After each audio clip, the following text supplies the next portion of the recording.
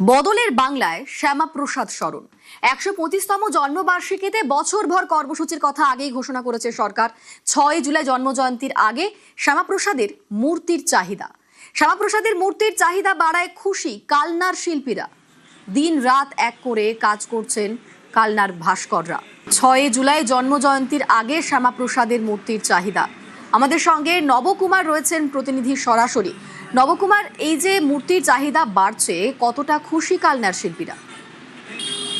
একদমই তাই অনিন্দিত। বিষয়টা হচ্ছে যে কালনায় যে শিল্পীরা যারা কাজ করছেন, জগৎ মন্ডল তাদের মধ্যে অন্যতম। তিনি ইতিমধ্যে 12খানা মূর্তির অর্ডারও পেয়ে গেছেন এবং সেখান থেকে তিনি মাস্টার যে কপিটা করছে তার প্রায় 1.5 মাস সময় লেগে গেছে এবং তাদের সবাই মিলে এই কর্মযজ্ঞে সামিল হয়েছে।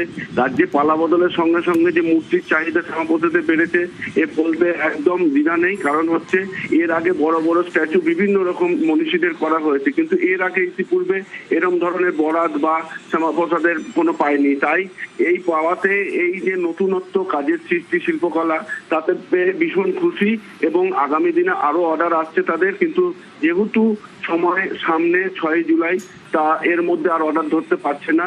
রীতিমতন একটা কাজের বা শিল্প জগতের একটা জোয়ার এসছে বলেই বলা যেতে পারে। ধন্যবাদ নবকুমার।